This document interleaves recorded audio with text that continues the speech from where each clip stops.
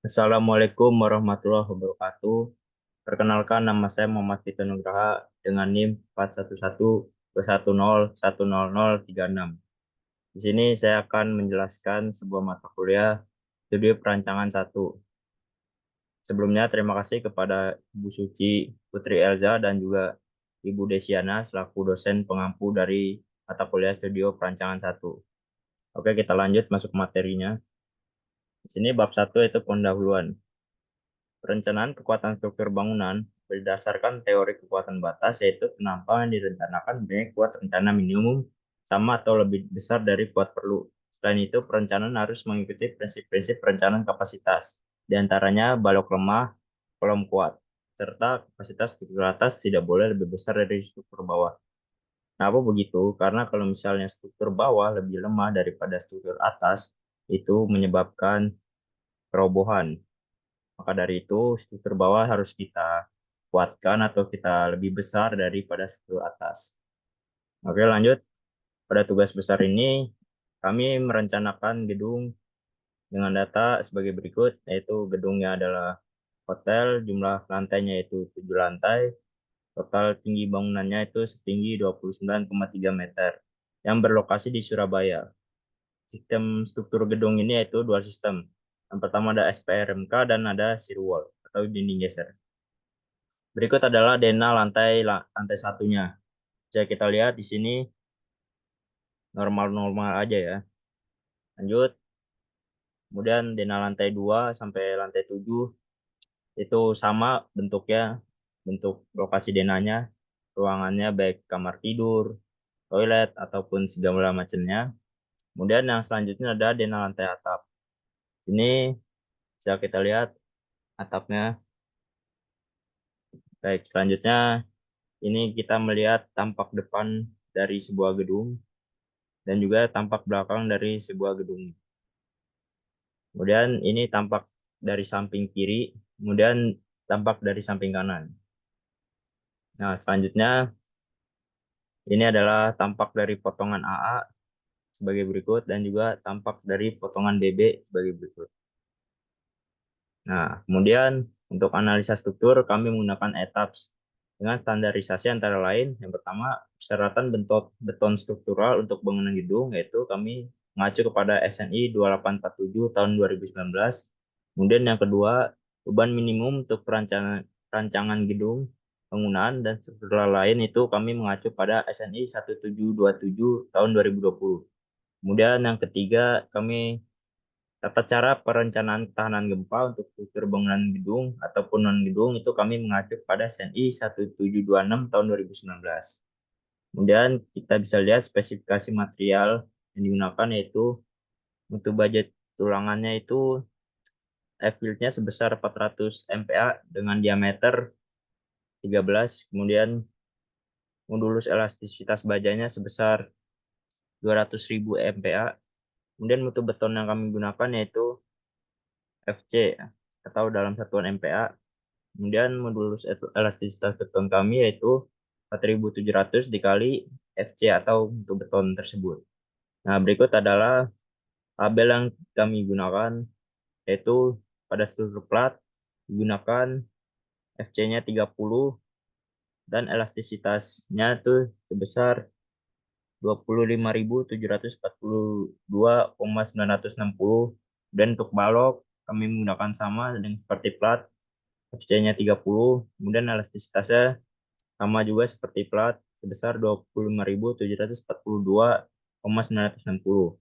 Dan untuk kolom kami menggunakan 35 FC-nya dalam satuan MPa. Kenapa menggunakan 35? Karena kolom itu harus lebih kuat daripada balok.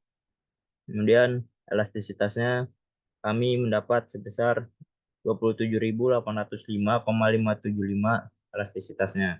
Kemudian pada dinding geser juga kami sama dengan kolom, yaitu FC-nya menggunakan FC35 dengan elastisitas sebesar 27.805,575. Kemudian pada struktur pile cap-nya kami menggunakan sama seperti kolom maupun dinding geser, yaitu FC-nya 35, mendapatkan elastisitasnya 27.805,575. Kemudian pada struktur pondasinya juga sama, kami menggunakan FC35 dengan elastisitasnya sebesar 27.805,575. Selanjutnya di sini kami menghitung pembebanan. Yang pertama itu ada beban mati. Beban mati dalam perencanaan gedung hotel ini meliputi beban mati berat sendiri atau deadlock, beban mati tambahan atau superimposed dead load. Kemudian kita menghitung beban mati berat sendirinya terlebih dahulu atau deadlock. Nah, beban mati adalah berat seluruh komponen elemen struktural bangunan yang terdiri atas plat, balok, kolom, dan juga dinding geser. Beban mati akan dihitung secara otomatis oleh perangkat lunak etaps dengan menggunakan berat jenis material beton 24 kN per meter kubik dan berat jenis tulangan sebesar 78,50 kilonewton maksud saya per meter kubik. Kemudian kami menghitung beban mati tambahan atau SDL. Beban mati tambahan atau superimposed deadlock adalah berat komponen non-struktural. Berikut adalah daftar beban mati tambahan bangunan pada hotel. Nah, bisa kita lihat di sini untuk beban mati tambahan untuk pada lantai 2 sampai 7 itu ada keramik atau spesi dengan rata-rata beban meratanya itu 1,10 kN per meter kubik. Kemudian ada penggantung langit-langit dengan rata-rata beban 0,10 kN per meter persegi, dan pada plafon kami mendapat beban rata-ratanya itu 0,05 kN per meter persegi. Kemudian untuk instalasi MI kami mendapat beban rata-rata sebesar 0,19 kN per meter persegi. Kemudian kami juga menghitung beban dindingnya. Beban dindingnya itu kami mendapat beban ratanya sebesar 2,0 kN per meter persegi. Kemudian kami tidak lupa menghitung beban jendela, beban pintu, ataupun beban dekorasi yang rata-rata sebesar 0,38 kN per meter persegi. Nah, setelah kita mengetahui beban-beban dari material di atas, kemudian kita totalin. Nah, kita mendapat sebesar totalnya 3,82 kN per meter persegi untuk beban si SIDL atau beban mati tambahan pada lantai 2 dan 7. Nah, untuk beban mati tambahan untuk lantai atap itu kita ada penggantung langit-langit yang didapat sebesar 0,10 kN per meter persegi. Kemudian ada berat plafon sebesar 0,05 kN per meter persegi. Kemudian ada berat instalasi MI, kami mendapat sebesar 0,19 kN per meter persegi. Kemudian ada lapisan kedap air, terdapat berat 0,05 kN per meter persegi. Kemudian ada dinding parapet, yaitu sebesar 0,48 kN per meter persegi.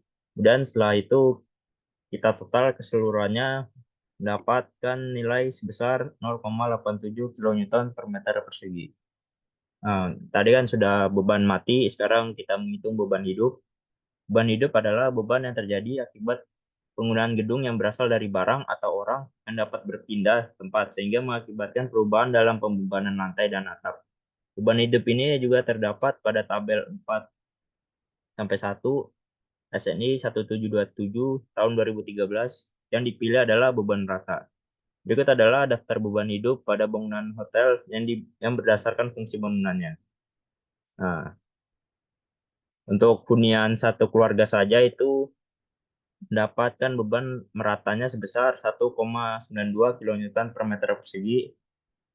Kemudian untuk hunian loteng yang tidak dapat didiami tanpa gudang, yaitu kami sebesar 0,48 kN per meter persegi.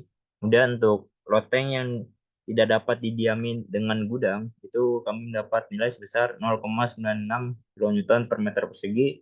Kemudian untuk loteng yang dapat didiami dan ruang tidur sebesar 1,44 kN per meter persegi. Kemudian untuk semua ruang kecuali tangga dan balkon itu beratnya sebesar 1,92 kN per meter persegi. Kemudian untuk ruang publik dan koridor yang melayani mereka itu sebesar 4,79 kN per meter persegi. Kemudian untuk koridor lantai lain sama sebesar 4,79 kN per meter persegi. Kemudian untuk tangga dan juga jalan keluar sama beratnya sebesar 4,79 kN per meter persegi. Kemudian untuk gudang kami mendapat beban ratanya yaitu 6 kN per meter persegi. Kemudian untuk atap kami mendapatkan berat 0,96 kN per meter persegi. Kemudian untuk jalur untuk akses pemeliharaan kami mendapat beban sebesar 1,92 kN per meter persegi.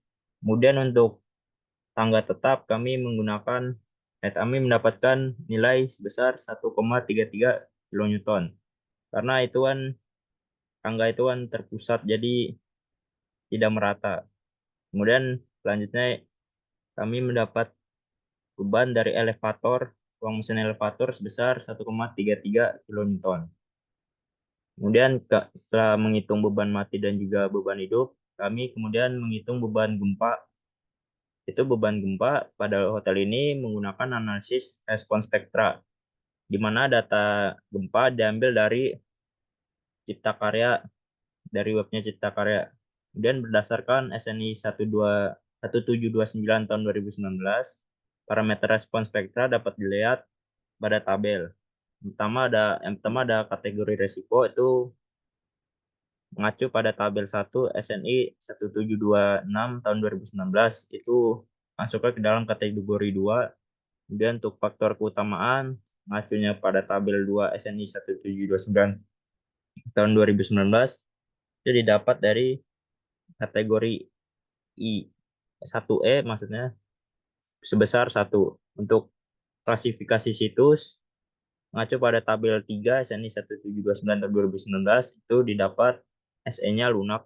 Dan untuk percepatan desain pada periode pendek kategori desain seismik atau peta spin, itu kami mendapat SDS-nya yaitu sebesar 0,64. Kemudian untuk percepatan desain pada 1 detik kategori desain seismik mengacu pada tabel 7 SNI 72926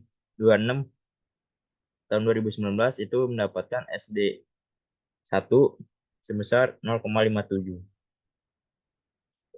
Kemudian untuk periode panjang TL kami mendapat 20 detik. Untuk parameter sistem strukturnya kami mengacu pada tabel 12 SNI 1726 tahun 2019, yaitu ada faktor koefisien modifikasi didapat R-nya sebesar 8 dan juga faktor kuat lebih sistem yaitu didapat 2,5. Kemudian ada faktor pembesaran defleksi yaitu dapat sebesar 5.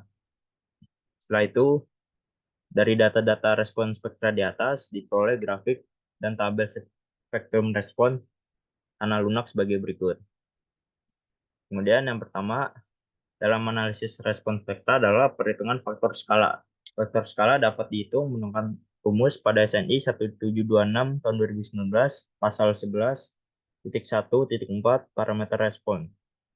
Dengan rumus faktor skala sama dengan gravitasi dikali I kali R sama dengan didapat hasil 1,266. Nah, tadi itu apa? Itu adalah faktor keutamaan bangunan, kemudian R itu adalah faktor koefisien modifikasi.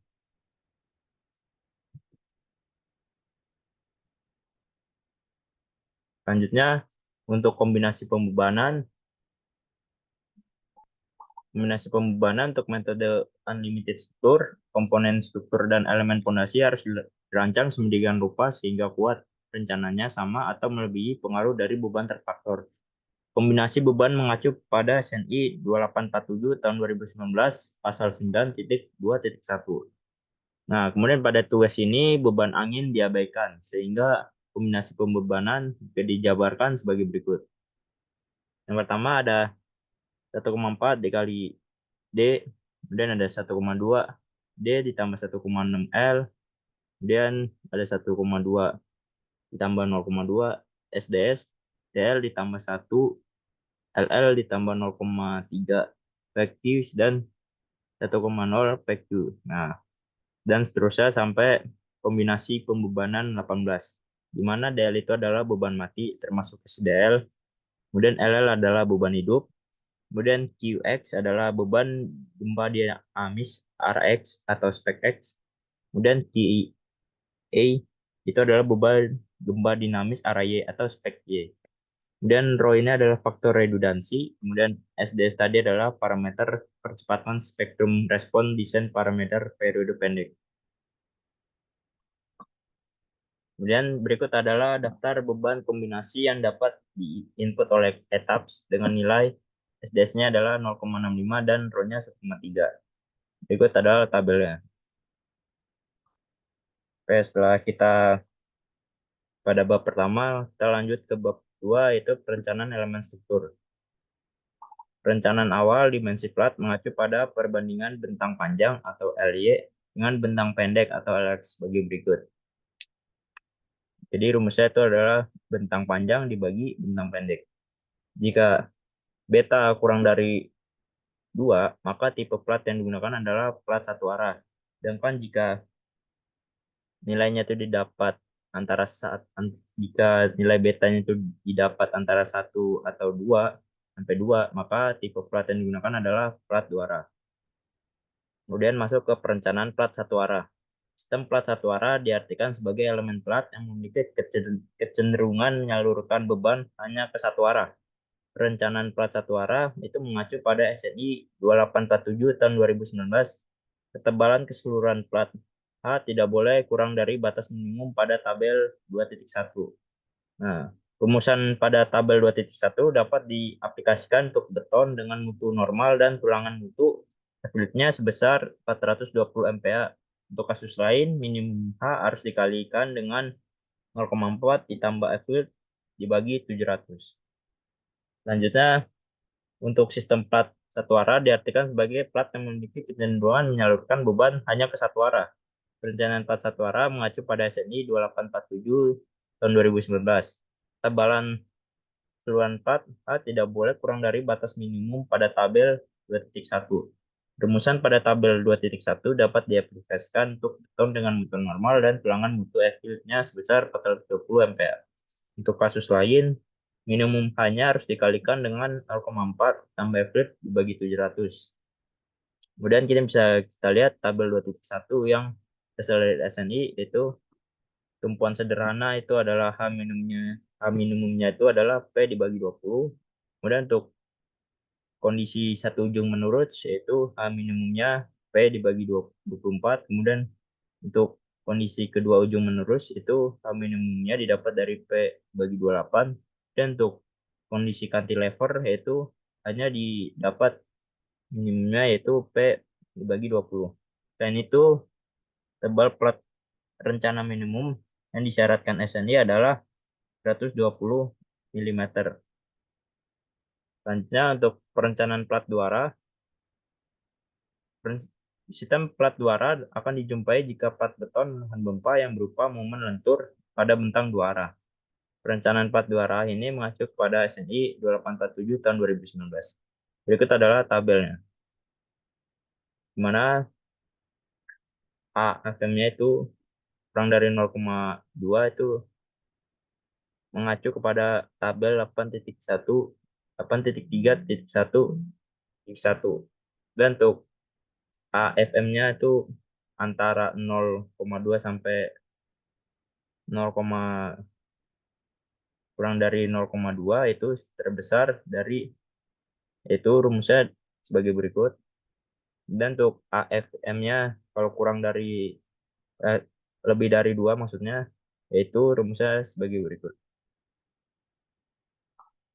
Kemudian untuk perhitungan plat satu arah itu diketahui LY-nya itu 5.300 mm, LX-nya itu 1.175 mm, didapat betanya itu LY dibagi LX yaitu 5.300 dibagi 1.175 sebesar 4,51. Itu berarti dikategorikan 41 arah. Kemudian untuk T-nya itu sama dengan L dibagi 24 yaitu 1.175 dibagi 24 yaitu sebesar 48,92 mm. Tebal plat rencana minimum yang disyaratkan SNI adalah 2847 tahun 2019 adalah 120 mili. Maka dapat diambil tebal plat sebesar 120 mili. Nah, berikut adalah tabel perencanaan awal plat satu arah. Di mana tipe plat SIA itu bentang terpanjangnya yaitu pada LY sebesar 5.300, untuk bentang terpendek pada LXZ sebesar 1.175. Kemudian untuk LY dibagi LX itu 4,51. Nah, keterangannya ini berarti masuknya ke plat satu arah. Kemudian T-minnya didapat sebesar 48,92 mili. Kemudian yang T yang dipakai itu tetap 120 mili. Kemudian untuk SIB-nya, bentang terpanjangnya itu sepanjang 6.700 mili. Kemudian untuk bentang terpendeknya didapat 1.000 mili. Kemudian LY dibagi LX ya itu dapat 6,70. Nah, di sini masuk ke dalam plat arah satu arah maksudnya. Nah, T-minnya itu yang telah dihitung sebesar 100, tapi tetap yang dipakai sebesar 120 mili. Kemudian SIC-nya, bentang terpanjangnya adalah 3.000, kemudian bentang terpendeknya adalah 600. Dan kita hitung LY dibagi LX itu sebesar 5. Nah, di sini masuk dalam kategori plat satu arah. T-min yang dipakai adalah 60. Tetap D yang dipakai itu adalah 120 mili. Kemudian SID-nya, benang terpanjangnya adalah 3.000 dan benang terpendeknya dapat 600. Dan kita hitung L per LX-nya itu dapat hasilnya 5. Sini masuk dalam kategori plat satu arah. T-minnya didapat 60 mili dan T yang dipakai tetap 120 mili. Kemudian SIE-nya dapat benang terpanjangnya itu 3.000 mili, kemudian benang terpendeknya itu 1.200 mili. LE dibagi LX didapat nilai 2,5 mili. Nah, di sini masuknya plat satu arah. T-min yang dipakai adalah 120, T yang dipakainya itu tetap 120 mili. Kemudian masuk ke perhitungan plat dua arah. Ketahui di sini LE-nya 5.300 mili, LX-nya 3.575 mili. Betanya itu didapat LE bagi LX sama dengan 5.300 dibagi 3.575 didapat 1,48. Di sini masuknya dalam kategori plat dua arah. Kemudian untuk T-nya hitung didapat PN-nya itu adalah 5.300 dikali 0,8 ditambah F-nya 400 dibagi 1.400, kemudian dibagi lagi dari 36 ditambah 9 dikali betanya tadi dapat 1,48, sehingga didapat hasilnya 116,62 mm atau kita bulatkan menjadi 120 mili untuk tebal plat dua arah. Untuk perhitungan lainnya disajikan dalam tabel di bawah ini. Bisa kita lihat di sini semua sama ya, yang dipakai itu T-nya itu sebesar 120 mili untuk plat dua arah. Lanjut. Nah, berikut adalah gambar yang telah direncanakan. Sini bisa kita lihat pada plat 1, plat 2, plat 3, posisinya adalah sebagai berikut. Nah, untuk selanjutnya adalah kita menghitung perencanaan baloknya. Tinggi minimum balok itu standarnya kalau peletakannya sederhana itu H minimumnya P dibagi 16. Untuk menerus di satu sisi yaitu H minimumnya P dibagi 18,5. Untuk menerus di dua sisi yaitu H minimumnya P dibagi 21. Dan untuk balok cantilever H minimumnya dapat P dibagi 8. Di sini kami mengacu pada SNI 2847 tahun 2019. Kemudian merencanakan balok T. Balok T adalah balok yang pengecorannya dilaksanakan bersamaan dengan pengecoran plat lantai atau monolit, sehingga plat beton diperhitungkan sebagai sayap dari balok. dengan lebar sayap tertentu. Secara umum, balok T dibagi menjadi dua, yaitu balok pinggir atau eksterior atau balok L, dan balok tengah atau interior atau balok T. Untuk menghitung balok T dan balok L digunakan standar, itu mengacu pada SNI 2847 tahun 2019 pasal 6.3.2. Nah, berikut adalah lebar flange efektif yang diperhitungkan tidak lebih besar dan diambil nilai terkecil dari nilai-nilai berikut. Yang pertama adalah seperempat panjang bentang balok, yaitu rumusnya L/4, itu kemudian selanjutnya 8 kali tebal pelat atau 8T. Kemudian selanjutnya adalah setengah jarak bersih antara badan-badan balok yang bersebelahan, yaitu rumusnya 1,2 dikali L dikurang 1,2 kali kolom dikurangin setengah dari kolom yang kedua. Kemudian untuk perencanaan balok L, lebar flange efektifnya yang dihitungkan tidak lebih besar dan diambil nilai terkecil dari nilai-nilai berikut. Yang pertama adalah 1/12 dari panjang bentang balok atau L/12, itu kemudian 6 kali tebal plat atau 6 TP. Kemudian selanjutnya adalah setengah jarak bersih antara badan-badan balok yang berdekatan. Rumusnya itu setengah dikali L dikurang setengah kolom dikurang setengah kolom yang kedua. Kemudian untuk contoh perhitungan dimensi balok T-nya, yaitu L sama dengan 6.000 mili. Kemudian H-nya itu kita masukkan 6.000 mili dibagi 18,5 dapat 324,34 mili. Dibulatkan menjadi 350 mili.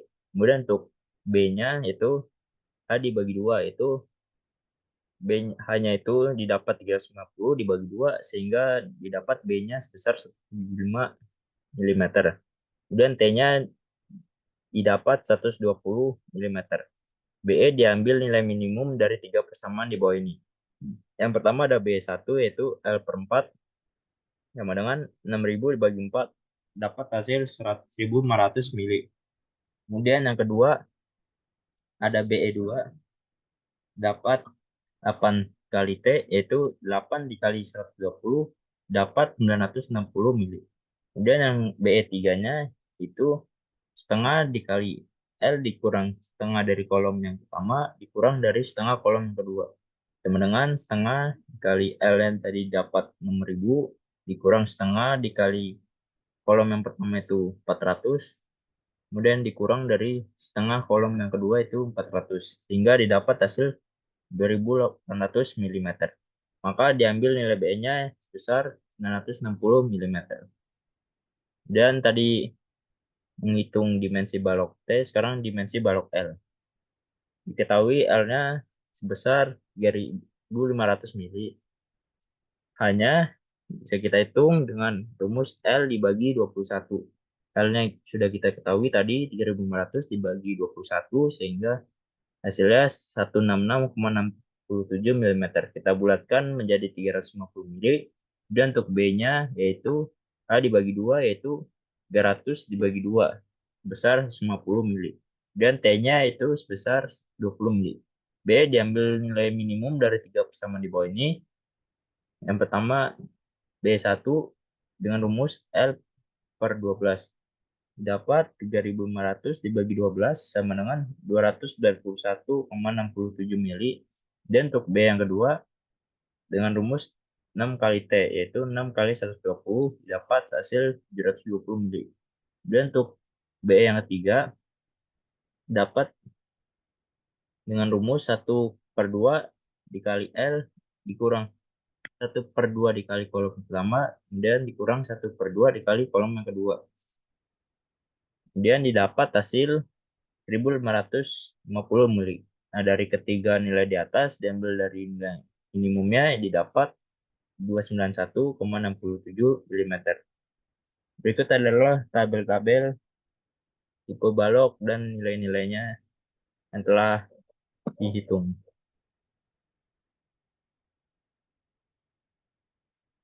Kemudian ini adalah untuk perencanaan balok yang selanjutnya. tabel-tabelnya. Nah, setelah merencanakan tabel di atas, maka dipetakan layout ke perencanaan balok seperti pada gambar di bawah ini.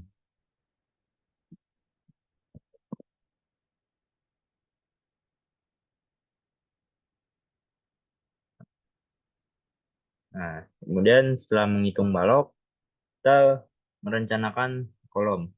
Perhitungan struktur kolom menggunakan rumus bagi berikut. AG kurang dari sama dengan PU per 0,35 dikali FC aksen. Nah, AG itu apa? AG itu adalah luas penampang kotor kolom. Satuannya mili, kemudian PU-nya itu adalah beban total yang bekerja pada kolom, satuannya Newton. Kemudian FC aksennya itu kuat tekan kolom, satuannya Newton per milimeter persegi. Berikut adalah dimensi kolomnya. Dimensi kolomnya bisa kita lihat nilai-nilainya sebagai berikut. Nah, untuk perhitungan beban yang dipikul pada lantai 1 untuk tributary area 6 meter dikali 4,5 disajikan dalam tabel di bawah ini.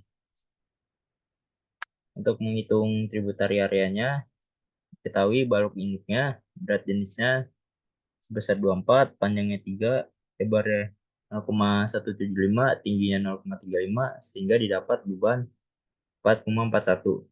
Berikut seterusnya hingga di total menjadi beban totalnya itu 131,7. Kemudian untuk perhitungan selanjutnya yaitu beban pada lantai 2 sampai 7. Berikut adalah perhitungannya yang telah didapat. Nah, habis itu setelah kita mengetahui nilai sebelumnya, kita dapat mengetahui dimensi-dimensi kolomnya.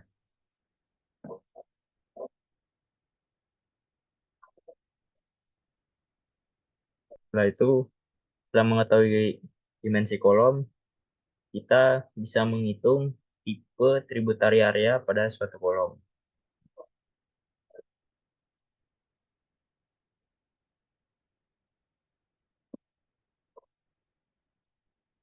Selanjutnya, setelah dapat nilai-nilai yang telah didapat dari perhitungan sebelumnya, kita langsung petakan ke gambar layoutnya, seperti pada gambar di bawah ini. Nah, ini adalah yang diketahui adalah nih kolom-kolom kedua ya. Dan untuk kolom yang pertama, nah selanjutnya kita memodelisasi struktur. Yang pertama kita modelisasi dengan menggunakan etaps. Nah, berikut adalah hasil pemodelan kolom 1 400 kali 400. Kemudian selanjutnya untuk kolom yang kedua 500 kali 500. Kemudian untuk selanjutnya adalah pemodelan dari balok secara keseluruhan. Setelah itu kita tidak lupa memodelkan plat lantai dan voidnya. Kemudian setelah memodelkan kolom dan balok dan juga plat atau voidnya, kita tidak lupa memodelkan perletakan jepit pada gedung di bawah ini. Nah, setelah itu kita input beban mati untuk lantai 2 sampai 7. Setelah itu tidak lupa menginput beban mati lantai atap. Setelah itu kita input beban hidup lantai 2 sampai 7. Kemudian kita input lagi beban hidupnya untuk lantai atapnya. Nah, setelah memodelisasi struktur pada etap, kita masuk ke analisa struktur. Nah, berdasarkan SNI 1726 tahun 2019 pasal 7.8.2.1 pada pelaksanaan analisis untuk penentuan periode fundamental struktur diizinkan secara langsung menggunakan persamaan periode fundamental pendekatan atau TA sebagai berikut. Rumusnya TA min sama dengan CT dikali H pangkat X HN pangkat X.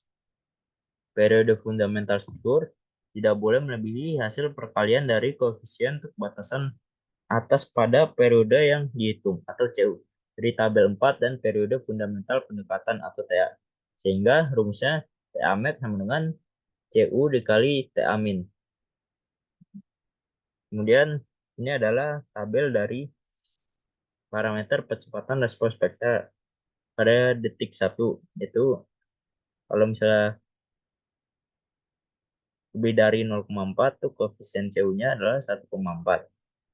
Kemudian untuk 0,4 itu koefisien CU-nya 1,4, tuh 0,2,5 untuk 0,15 itu 1,6, untuk kurang dari 1 itu kurang dari 0,1 itu sebesar 1,7. Ini mengacu pada SNI 1726/2019 tabel ke-17. Nah, kemudian periode fundamental struktur pada etap dapat diperoleh dengan cara pada menu bar, pilih display, dan show table, kemudian analisis result, kemudian structure output, kemudian klik modal information, kemudian klik tabel, modal participation masteration. Nah, kemudian muncul hasil dari tabel modal participation masteration pada etapsnya.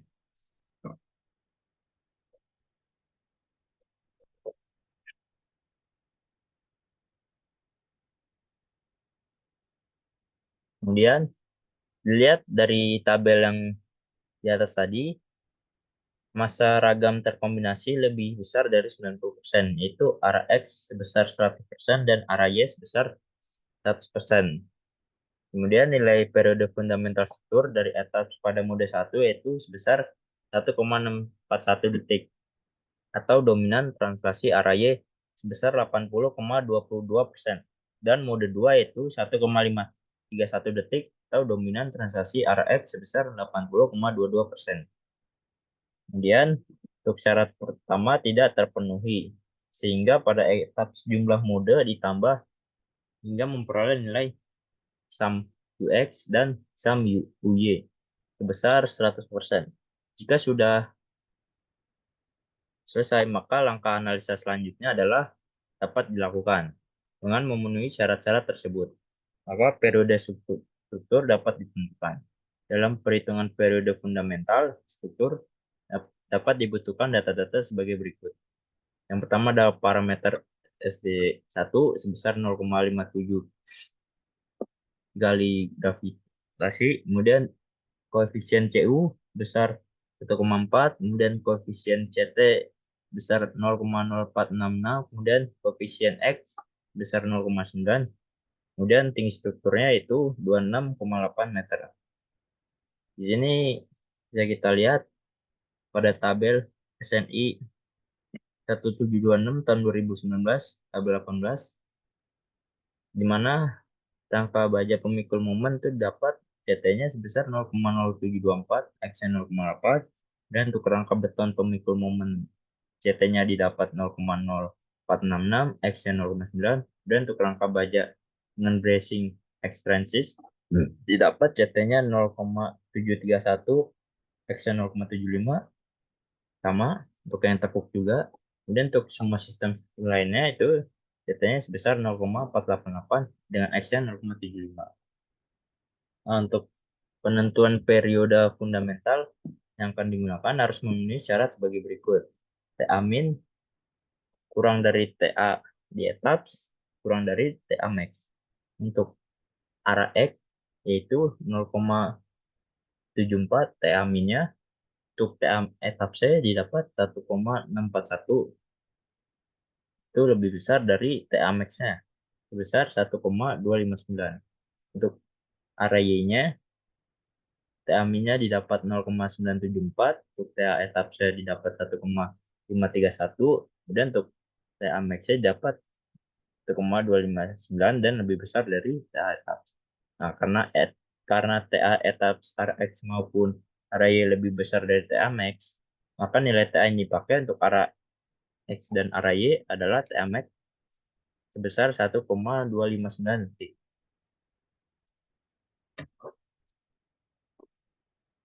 Kemudian berikut adalah tabel gaya geser etaps yang didapatkan dari hasil analisis gempa statis arah X atau EQX dan arah Y atau EQY, serta analisis gempa dinamis berupa ragam respon spektrum untuk arah X atau spek X dan arah Y spek X. Berikut adalah tabel-tabel nilainya dari spek X maupun spek Y-nya.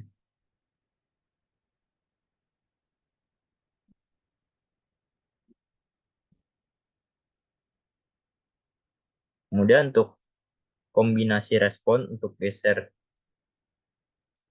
dasar ragam VT lebih kecil 100% dari geser dasar yang dihitung atau V.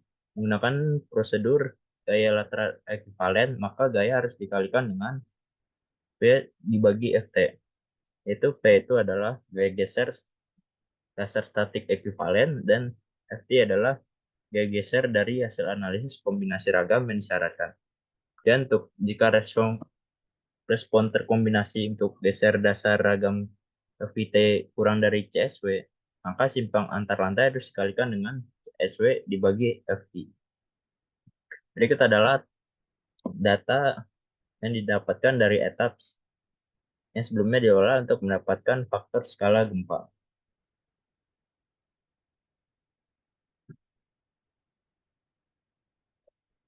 Berikut adalah berdasarkan SNI 1726 tahun 2019 pasal 7 poin 8.6 penentuan simpangan antar lantai tingkat desain harus dihitung sebagai perbedaan defleksi pada pusat massa di tingkat teratas dan terbawah yang ditinjau. Simpangan pusat massa di tingkat X harus ditentukan berdasarkan persamaan berikut. Rumusnya yaitu gamma X sama dengan CD kali gamma XE dibagi IE, di mana CD itu adalah faktor pembesaran simpangan lateral atau yang mengacu pada tabel 28 SNI 1726 tahun 2019. Kemudian untuk gamma XE yaitu simpangan di tingkat X yang ditentukan dengan analisis elastik. Dan untuk IE-nya yaitu faktor keutamaan gempa.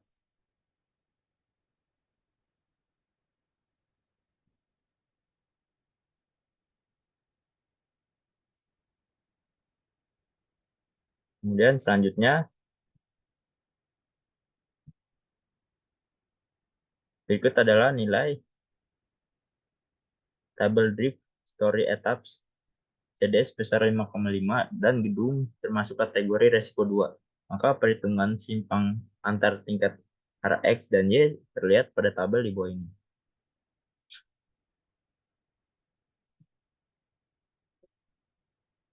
Nah, berikut adalah diagram simpangan antar tingkat terhadap elevasi lantai. Dan kita masuk ke desain struktur. Yang pertama adalah desain tulangan longitudinal kolom. Pada gedung ini hanya terdapat satu jenis kolom. Adapun langkah-langkah untuk perhitungan tulangan longitudinal kolom adalah sebagai berikut.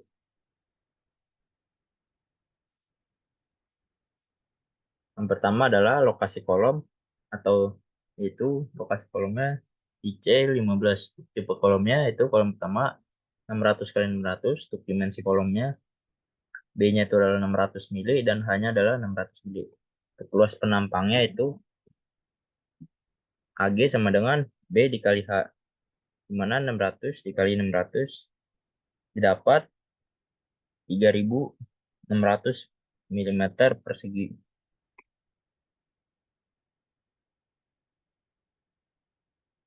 Kemudian untuk kebutuhan tulangan didapat AG dikali persen etapnya itu 3600 dikali 2,22%. Dapat 7992 mm persegi. Digunakan tulangan ulir digunakan tulangan ulir berdiameter 32 mm atau D32.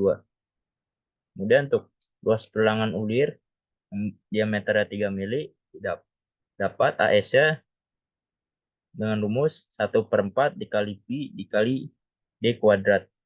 Itu 1/4 dikali 3,14 dikali diameternya 32 pangkat 2 didapat 803,84 mm persegi.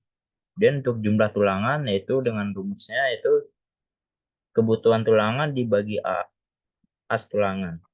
Yaitu kebutuhan tulangannya yaitu 3.600 dibagi as tulangannya 803,84, sehingga jumlah tulangan yang dipakai adalah 10 buah.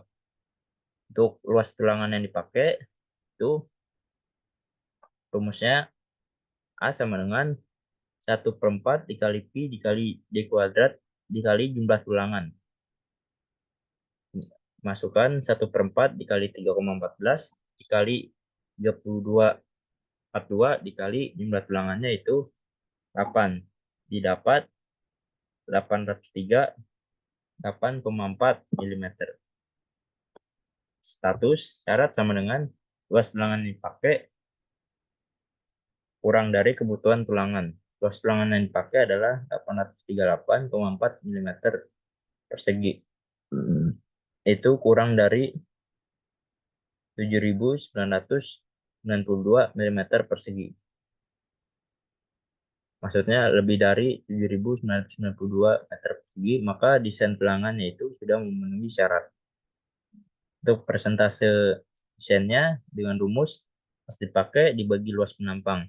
As dipakainya yaitu 8.038,40 dibagi 360.000 sehingga didapat 2,23%. Jadi tulangan pada kolom C1 adalah 10 buah diameternya 32. Kemudian hanya terdapat satu jenis kolom pada gedung ini.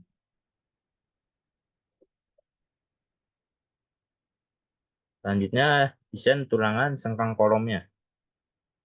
Luas tulangan utama kolom otomatis dapat diketahui pada etap dengan cara desain, concrete frame design, display design, info, dan share reinforcing.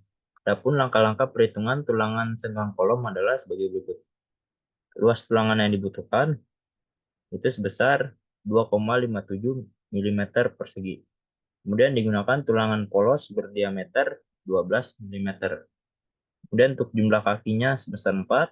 Kemudian untuk luas tulangan polos berdiameter 12, itu rumusnya sama dengan N dikali 1/4 ID kuadrat.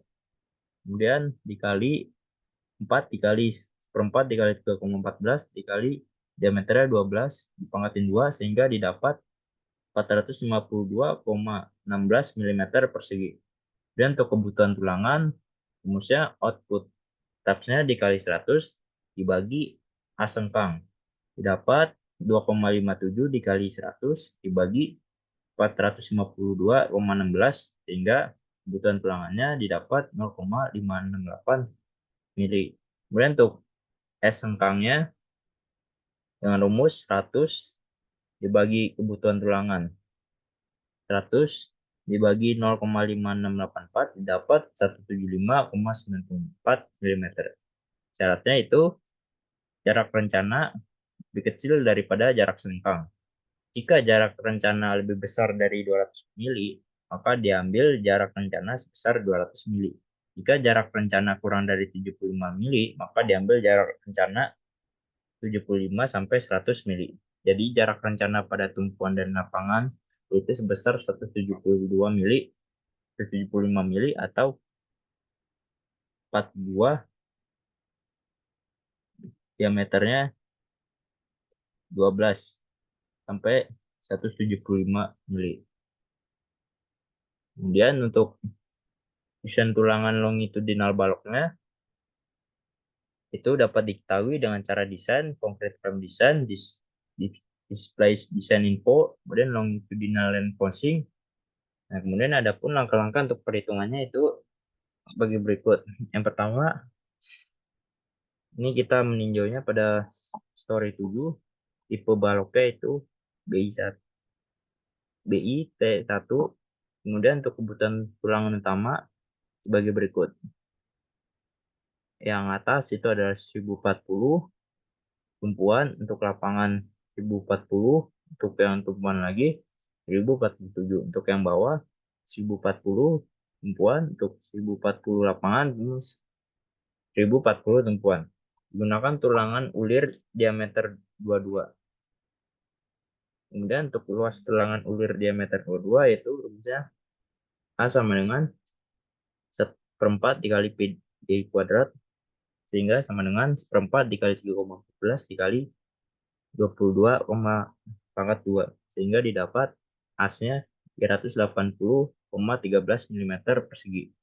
Dan untuk luas tulangan minimum dapat as minimum sama dengan akar FC dibagi 4 dikali F fill dikali B dikali D, sehingga masukkan nilai akar 30 dibagi 4 kali 400 dikali 400 dikali 700 didapat hasil 958,51 mm persegi.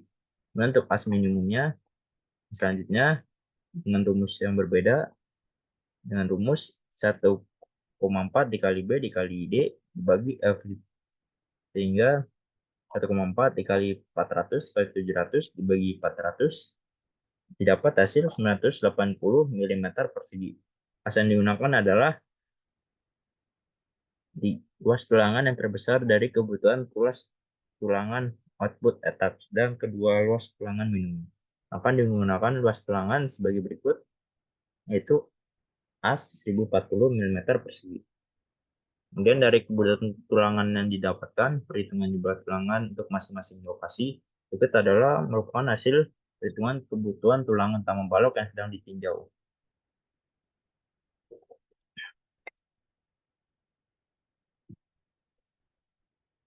Yang pertama, tulangan utama daerah tumpuan kiri, yaitu luas tulangan bagian atas 1040 mili pangkat 2.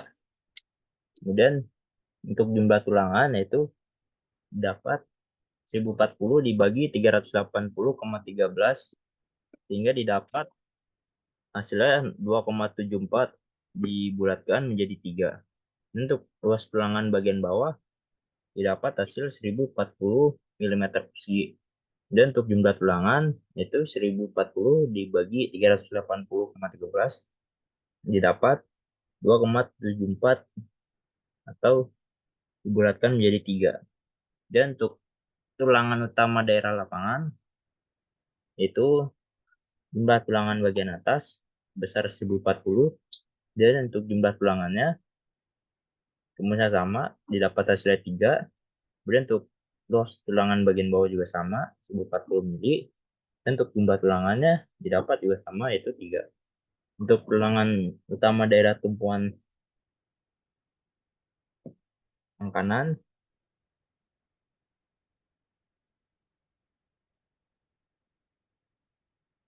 itu sama dengan 1047 mm persegi.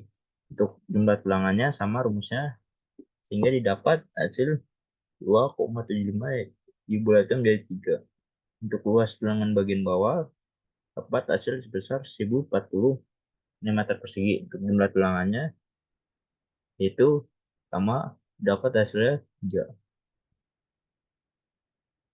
Kemudian untuk luas tulangan sengkang balok otomatis dapat diketahui di etaps dengan cara desain, concrete frame design, display dispen, desain info, kemudian share reinforcing. Kemudian hasil desain balok ditunjukkan pada gambar di bawah ini. Adapun langkah-langkah untuk menghitung tulangan geser atau sengkang pada balok sebagai berikut. Pertama adalah untuk daerah tumpuan kiri dulu, dapat luas tulangannya dapat dari etaps sebesar 0,97 mm persegi. Digunakan luas tulangan polos berdiameter 10, dan untuk jumlah kakinya 2. Kemudian untuk luas tulangan polos berdiameter 10 itu dengan rumus as dengan n dikali 1/4 dikali pi dikali d kuadrat. Kemudian sama dengan didapat hasil 157,08 mm persegi. Dan untuk kebutuhan tulangan sama dengan output etap dikali 100 dibagi as sengkang sama dengan 0,97 dikali 100 dibagi 157,08, didapat hasil 0,618. Dan untuk S sengkang sama dengan 100 dibagi kebutuhan tulangan dapat 100 dibagi 0,618 didapat hasil 161,94 mili. Kemudian jadi jarak rencana pada daerah tumpuan kiri sebesar 150 mm atau 2 buah diameter tulangan polos 10 sampai 150. Kemudian untuk daerah tumpuan kiri, nah itu luas tulangan yang dibutuhkan yaitu 0,8 mm. Kemudian digunakan tulangan polos berdiameter 10. Kemudian jumlah kakinya sama dengan 2. Kemudian untuk luas tulangan polos diameter 10 sama rumusnya dapat hasil 57,08 mili. Dan untuk kebutuhan tulangan dapat hasil 0,548. Dan untuk S sengkang sama dengan dapat hasil 182,65 mili. Jadi jarak rencana pada daerah lapangan sebesar 172 mili, 175 mili atau 2 buah tulangan berdiameter 10 polos sampai dengan 175 mili.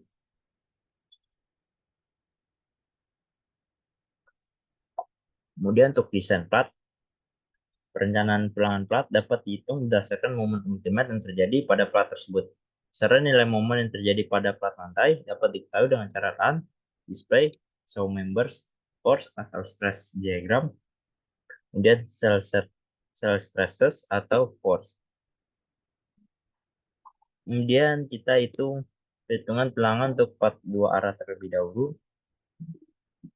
Yang pertama adalah tulangan arah vertikal atau M11. Dari hasil analisis didapat M11 atau sebesar 2,071 kN per meter.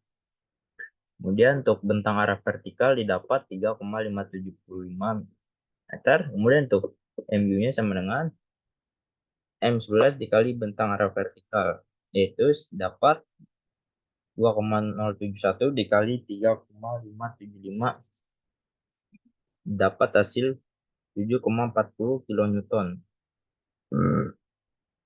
Untuk plat yang S1 itu adalah arah vertikal, tebal platnya adalah 120 mili, kemudian untuk betonnya adalah 30 MPa, kemudian untuk mutu baja tulangannya 400 MPa, untuk diameter tulangannya yaitu sebesar 10, untuk jarak tulangan rencana diambil kurang dari terkecil di antara 3 kali T dan 450 mm. Mengacu pada SNI 2487 tahun 2019 pasal 7.7.2.3.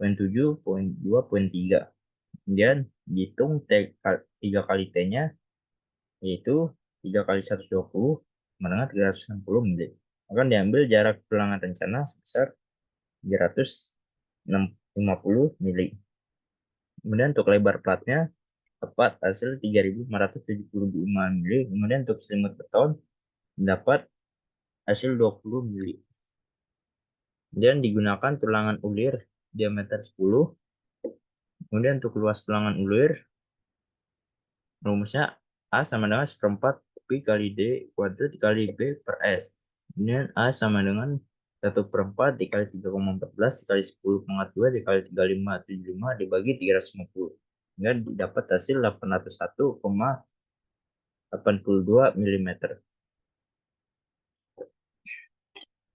Dan untuk tinggi balok renggangan itu alfa sama dengan as dikali F dibagi 0,85 dikali FC dikali B.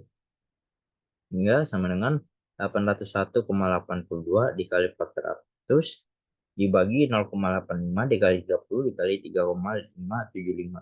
Dapat hasil 3,52 mm. Untuk tinggi efektifnya itu D sama dengan T dikurang DS dikurang 1/2 dikali D. Sehingga sama dengan 120 dikurang 20 dikurang setengah dikali 10. Sehingga didapat hasil 95 mm. Kemudian untuk momen nominal yaitu sama dengan Mn sama dengan as dikali F dikali D dikurang 0,5 dikali alfa. Kemudian dikali 10⁻⁻6. Masukkan asnya itu 801,82 dikali average-nya 400 kali diameternya 95 dikali 0,5 dikali alfanya itu adalah 3,52 dikali 10⁻⁻6. Didapat hasil 29,91 kN. Syaratnya itu Mn kurang dari sama dengan Mu. Sehingga 0,85 dikali 29,91 kurang dari sama dengan lebih besar atau sama dengan 7,40. Kemudian 25,42 lebih besar atau sama dengan 7,42. Maka desain tulangan plat yang ditinjau memenuhi syarat sehingga diperoleh desain tulangan arah vertikal sebesar diameter 10 sampai 350.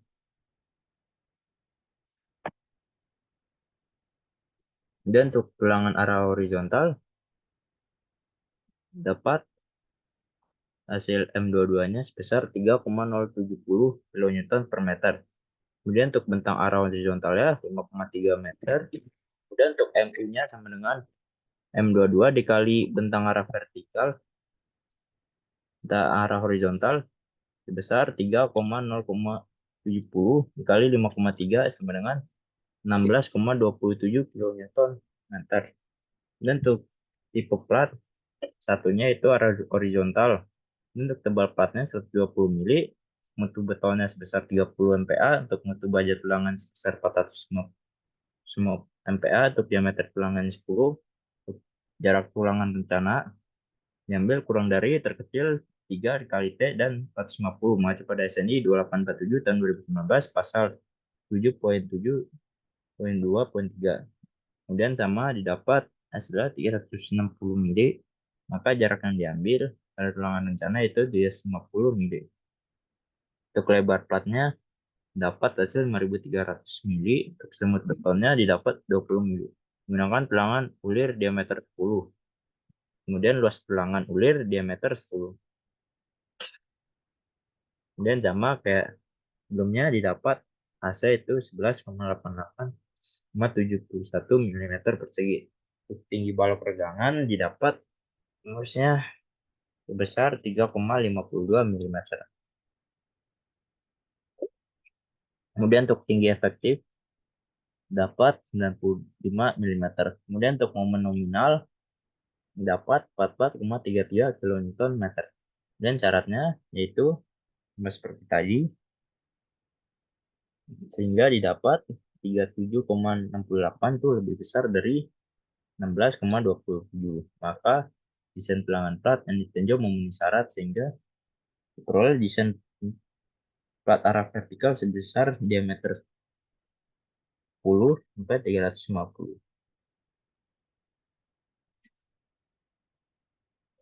Kemudian ini untuk perhitungan plat satu arah.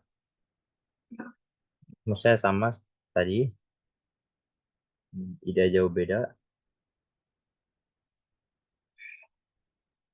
Kemudian sama didapat hasilnya akhirnya itu 37,68 lebih besar dengan dari 1,41. Maka desain tulangan memenuhi syarat sehingga diperoleh desain tulangan plat arah vertikal sebesar diameter 10 sampai 350. Berikut adalah gambar desainnya.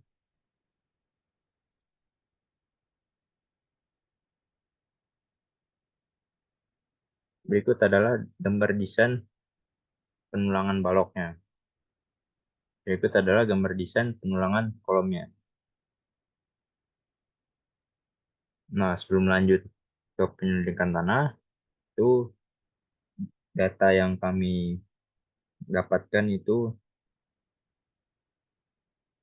tidak sesuai. Jadi kami masih harus mengulang hingga didapat hasil yang sesuai dengan memenuhi syarat yang ada. Selanjutnya untuk bab 6 yaitu ada penyelidikan tanah. Nah, untuk penyelidikan tanah ini kami menggunakan proyek Gria Asri Residence, yaitu lokasi proyeknya berada di kawasan Pacet, Cianjur, Jawa Barat. Untuk konsultan proyeknya itu Bapak Henry Chandra, untuk pelaksananya itu PT Groncek Inti Indonesia. Kemudian untuk lingkup pekerjaannya itu soil test dan civil work. Waktu pelaksanaannya itu pada tanggal 8 Desember 2023. Penyidikan di lapangan. Secara umum, pekerjaan lapangan dilakukan pada tanggal 6 November 2023 hingga 16 November 2023. Kami mengerahkan total 6 personil dalam penyelidikan yang terdiri dari 4 personel pengeboran, 1 koordinator lapangan, dan 1 pengemudi. Dari segi peralatan, kami mengerahkan 1 rig pengeboran. Banyak 3 lubang dibor.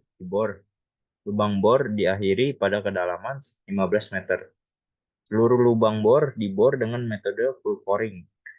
Lokasi lubang bor disajikan pada gambar 3. Penentuan posisi lokasi dilakukan oleh personel MP.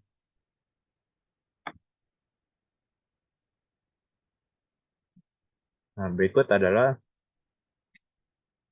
BHGP 1 kedalaman 0,50 sampai 2 meter. Ini ada grafik-grafiknya dan juga tabel-tabelnya. Dan untuk BH2, BHGP 1 maksudnya dengan kedalaman 0,350 sampai 4 meter. Dan untuk kedalaman BHGP 03 kedalaman 0,50 sampai 1 meter. Berikut adalah grafik dan tabelnya. Dan untuk BHGP 03 kedalaman 0,35 sampai 4 meter. Nah, berikut adalah ini lokasi proyeknya. Di sini sudah ditandai BHGP-nya dari mulai 1, 2, maupun 3. Kemudian untuk berdasarkan hasil pengujian, jenis dan kondisi lapisan tanah di bawah permukaan secara umum meliputi lempung berlanau dan pasir berlanau dengan variasi mulai dari coklat hingga coklat keabu-abuan. Kadar air tanah jenis ini umumnya lembab dengan tingkat konsistensi lunak sampai keras dengan plastisitas rendah sampai sedang. Kemudian selanjutnya dapat stratigrafi tanahnya dengan NSPT pada BHGP01 dan juga BHGP03. Bisa kita lihat grafiknya ini terpaut, agak mirip lah ya. Walaupun beda tapi bedanya titik akhirnya itu di 13. Dan setelah kita dapat stratigrafi, kemudian kita dapat summary laboratorium. Di sini untuk pada GP1 kedalaman 1 sampai 2 itu tipenya clay. Untuk bebannya itu 15,3, water content-nya sebesar 73. Kemudian selanjutnya untuk kedalaman 3,5 sampai 4 meter, tipenya itu adalah sand atau pasir dengan berat 14,8 dengan water content-nya 57,5. Dan untuk GP3 untuk kedalaman 0,5 sampai 1 itu tanahnya clay atau lempung dengan berat sebesar 14,8 dengan water content didapat 67,7. Untuk GP yang ketiga dapat 3,5 sampai 4 meter. Tipe tanahnya itu lempung atau clay dengan berat 15 untuk water content-nya 70,1. Dan selanjutnya perencanaan pada pondasinya. Nah, berikut adalah fungsi bangunannya itu perumahan, lokasinya Giri Asih Residence dan Juri Barat, tahunnya 8 Desember 2003, surveyornya PT Goncek Indonesia. Itu adalah titik-titik dari pondasinya. Dan selanjutnya untuk zona bangunan terhadap titik penelitian tanah. Untuk fungsi bangunan gedung hotel 907, lokasinya Jalan Embong Malang, Surabaya, tahun 2020. Dari gambar di atas diperoleh jarak antar lubang bor dan juga jarak antar titik penyondiran, maka dapat lubang bor dan titik sondir dapat diplot pada dina bangunan yang dapat dikerjakan seperti terlihat pada gambar di bawah. Berikut adalah titik-titik untuk pada pengeboran. Sini ada DB1 dan juga ada DB2. Kemudian untuk jenis pondasinya dibagi dalam dua, itu ada pondasi dangkal dan juga ada pondasi dalam. Untuk pondasi dangkal menurut Terzaghi adalah jika kedalaman pondasi kurang dari sama dengan lebar pondasi, maka pondasi tersebut dikatakan pondasi dangkal. Pada prinsipnya, pondasi dangkal berupa pondasi telapak, yaitu pondasi yang mendukung bangunan secara langsung pada tanah di pondasi tersebut. Stabilitas pondasi dangkal dapat ditentukan dengan banyak cara dan stabilitas ini ditentukan oleh beberapa faktor. Faktornya yaitu jenis pondasi dangkal yang sering digunakan, yaitu pertama ada pondasi tipe plat atau mud foundation. Pondasi ini berbentuk lempengan beton besar yang menyebar di seluruh area bawah bangunan. Cocok digunakan untuk gedung-gedung dengan struktur berat dan miring atau pada tanah yang memiliki daya dukung rendah. Dan untuk pondasi footing atau strip foundation berbentuk balok beton yang panjang dan sempit digunakan untuk mendukung dinding atau tiang penyangga pada bangunan gedung. Kemudian untuk fondasi telapak atau pad foundation kan fondasi dangkal berbentuk persegi atau bulat yang digunakan menopang beban kolom atau tiang secara langsung. Kemudian untuk fondasi dalam, menurut Terzaghi, fondasi dalam adalah jenis fondasi untuk menyalurkan beban struktur dari permukaan tanah ke lapisan tanah atau batuan yang terletak pada kedalaman tertentu. Terzaghi mengkategorikan fondasi dalam sebagai fondasi yang kedalamannya lebih besar dibanding dengan lebar fondasi tersebut. Penggunaan fondasi dalam apabila tanah di permukaan tidak cukup kuat untuk mendukung beban struktur bangunan. Karena fondasi dalam dapat menyalurkan beban ke lapisan tanah yang lebih dalam dan lebih kuat. Fondasi dalam dirancang untuk mencapai lapisan tanah yang lebih stabil dan mampu mendukung beban struktural dengan baik, terutama ketika tanah permukaan tidak cukup kuat atau stabil untuk menahan beban tersebut. Kemudian ini adalah beberapa jenis fondasi dalam yang sering digunakan adalah fondasi tiang pancang. Fondasi tiang pancang biasanya dibuat di pabrik atau pabrikasi, bisa juga precast, dan kemudian dikirim ke lokasi proyek untuk menjalani proses pemancangan. Kapasitas tiang pancang dapat diperkirakan dengan rumus empiris yang ada dengan memanfaatkan data-data sifat mekanik tanah yang diperoleh dari data sondir. Kelebihan dari tiang pancang adalah sebagai berikut. Karena pembuatannya secara pabrikasi, maka mutu beton pastinya terkontrol. Kemudian untuk daya dukung tiangnya itu terbagi merata di sekeliling tiang. Kemudian pada tiang kelompok beban satu yang ditanggung dengan tiang lainnya dan memiliki daya dukung yang sangat kuat. Selanjutnya ada jenis pondasi tiang bor. Pondasi tiang bor atau bor ply adalah pondasi tiang yang pemasangannya dilakukan dengan mengebor tanah pada awal pengerjaannya. Bor pile dipasang ke dalam tanah dengan cara membor tanah terlebih dahulu, baru kemudian diisi tulangan dan dicor beton. Kelebihan dari tiang bor adalah sebagai berikut, yaitu panjang tiang dapat menyesuaikan kondisi tanah, kemudian untuk kolom dapat diletakkan di puncak bor pile, kemudian untuk tanah yang dibuang akibat pengeboran dapat diteliti. Dan untuk selanjutnya ada fondasi terpilih.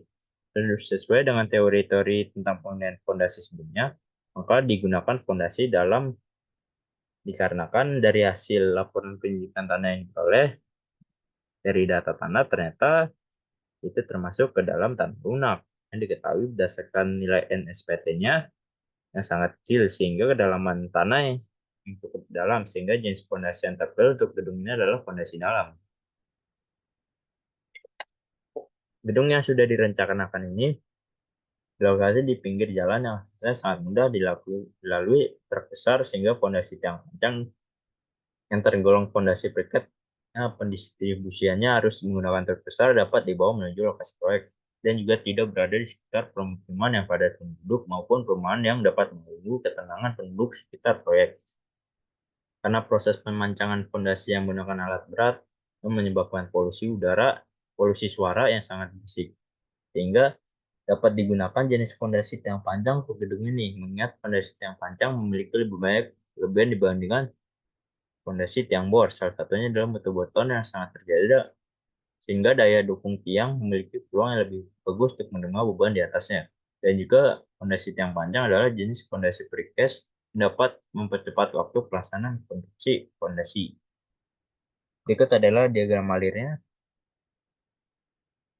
Yang pertama itu mulai, kemudian studi literatur, pengumpulan data, dari data tanah, dari data beban, dari data tanah, sudah memplotting denah terhadap titik penunjukan tanah, kemudian untuk menentukan jenis fondasi, kemudian perhitungan daya dukung tiang tunggal, kemudian daya dukung kelompok, kemudian apakah daya daya dukung tiang kelompok itu ada bebannya atau tidak, kemudian untuk menghitung penurunan tiang kelompok, kemudian apakah penurunan kurang dari penggunaan izin, kemudian gambar konfigurasi tiang kelompok, kemudian itu selesai.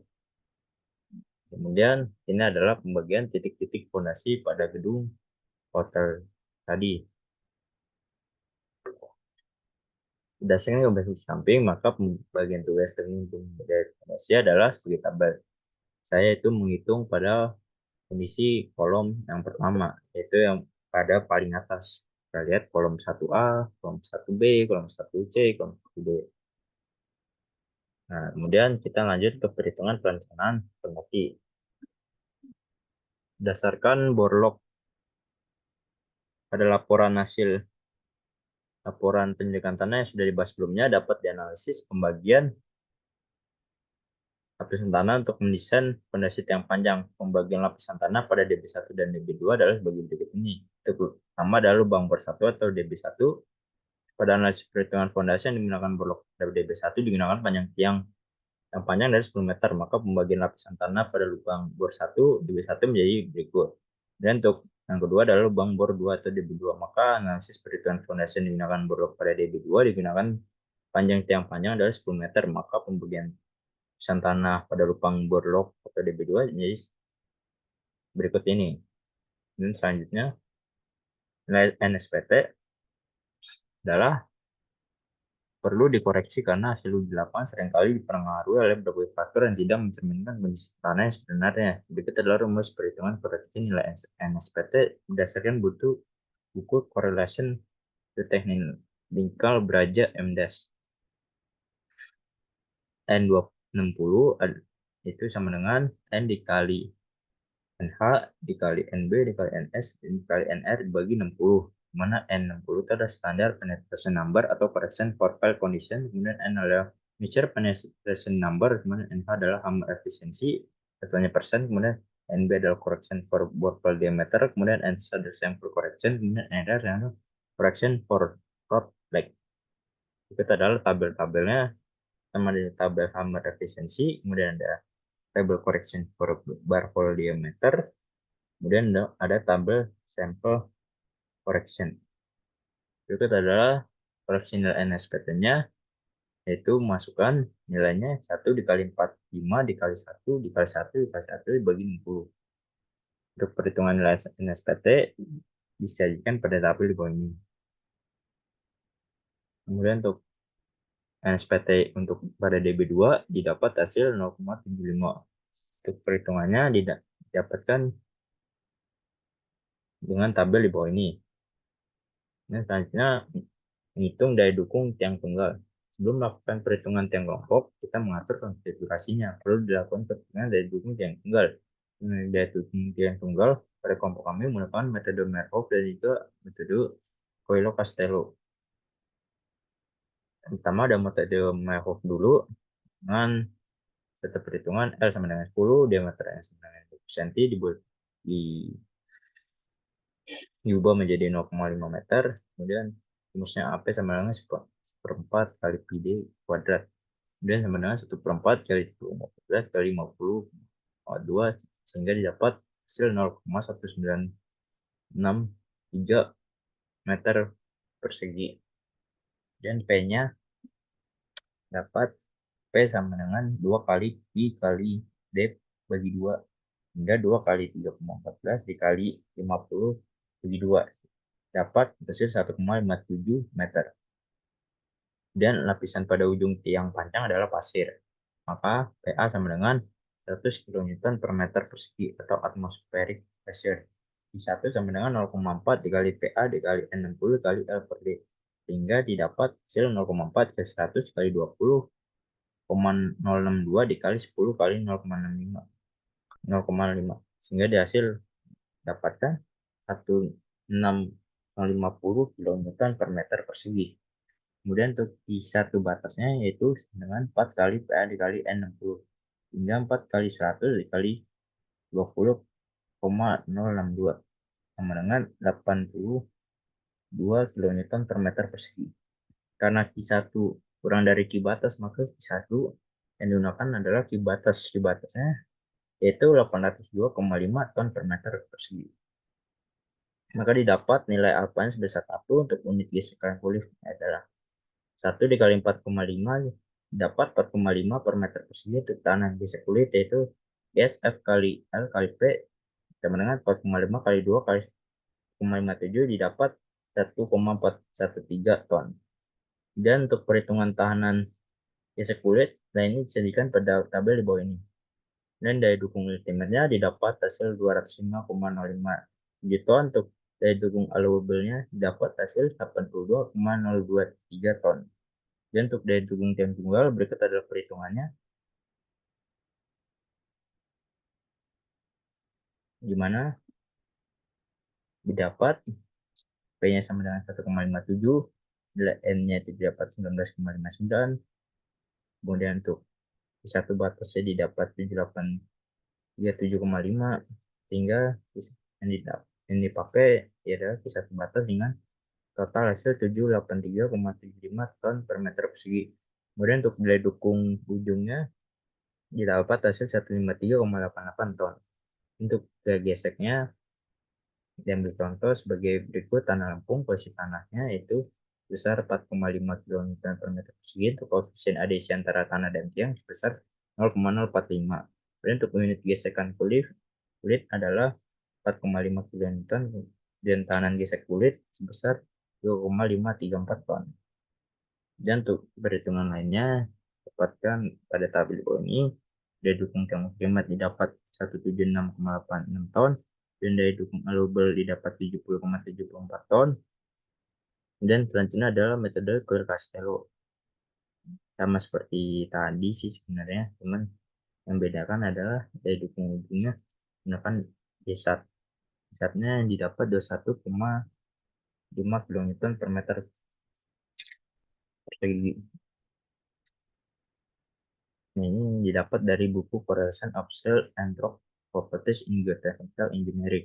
Dan geser dalam tanahnya itu P-nya sebesar 32,878 derajat. Yang digunakan adalah nilai korelasi berdasarkan nilai N60 dari buku Correlation. Untuk bearing capacity-nya dihitung L per D berarti sama dengan 10,05 didapat 20 dengan P 32,878 derajat. Maka dari gambar didapat nilai bearing capacity ratio-nya EQ-nya sebesar 40.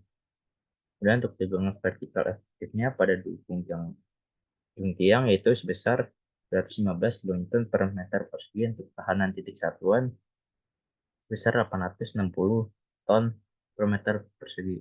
Untuk daya dukung ujung sebesar 68,86 ton. Kemudian untuk daya dukung gesek dapat gamma satnya sebesar 18 kN per meter kubik. Untuk posisi tanahnya besar 4,5 km persegi. Dan untuk gesekan kulit sebesar 4,5 kN per meter persegi. Untuk kiosnya sama dengan 3,534 ton. Dan untuk daya dukung ultimate-nya U-nya sama dengan UP ditambah sigma Cs, berarti didapat hasil 201,527 ton. Daya dukung allowable-nya dapat hasil 80,611 ton. Nah, berikut adalah menghitung daya dukung tiang tunggal. Jadi rumusnya sama seperti daya dukung tiang tunggal, metode Merhoff. Yang dibedakan itu efisiensi tiang kelompok. Nah, tadi kan tunggal, ini kelompok rumusnya dengan Pi sama dengan tan min 1 D di besar dibagi D kecil. Nah, dia dapat hasil 21,80 derajat. Kemudian untuk nilai lainnya N sama dengan 0,717. Kemudian untuk daya dukung tiang kelompoknya didapat hasil 319,164 ton. Berikut adalah tabel-tabelnya.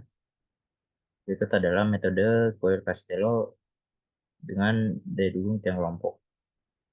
Sebenarnya nggak beda jauh dengan metode Merhoff, yang bedakan yaitu LG-nya yaitu N1 dikurang 1 dikali D tambah 2 dikali D dibagi 2.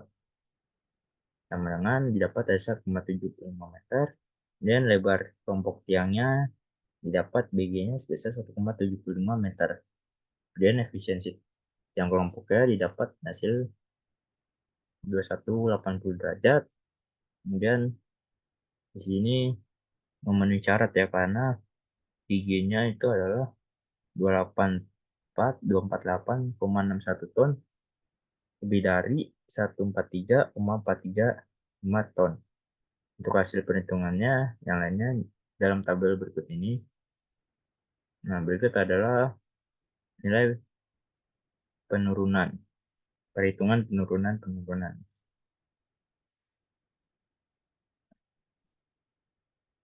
Kemudian di sini ada penurunan fondasi tiang.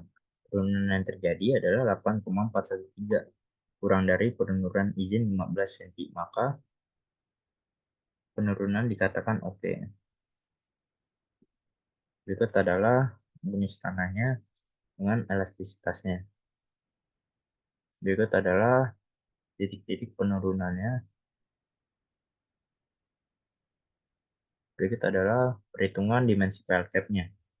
Dimensi PL cap-nya itu Fc-nya sama dengan 35 MPa, Fc 420 MPa, sehingga mendapat hasil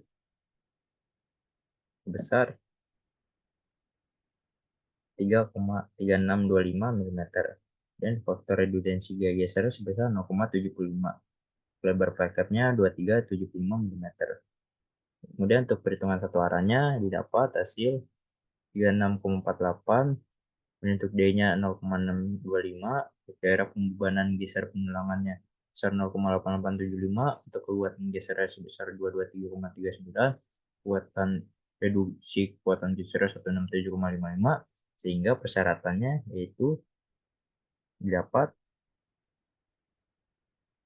PC sama dengan FC lebih besar dari FU, hingga FC-nya dapat 167,5 ton lebih besar dari 117,37 ton, maka desain telah memenuhi syarat. Itu adalah untuk perhitungan dua arahnya. Kemudian dapat setelah menghitung IC-nya dapat besar 448,42 ton, nya 210,14 ton. Maka desain telah memenuhi syarat. Itu adalah tabel-tabel pada kolomnya, titik-titiknya. Berikut adalah gambar desain dari desain parkirnya. Di sini diketahui lebar dari parkirnya itu sebesar 3625 dengan tinggian yang pada parketnya sebelum menuju pada kolomnya sebesar 700 mm. Baik, sekian dari saya, kurang lebihnya mohon maaf apabila ada kata-kata yang tidak berkenan. Mohon dimaafkan apabila ada kesalahan dalam penyebutan nama kata atau bilangan. Mohon dimaafkan. Terima kasih. Assalamualaikum warahmatullahi wabarakatuh.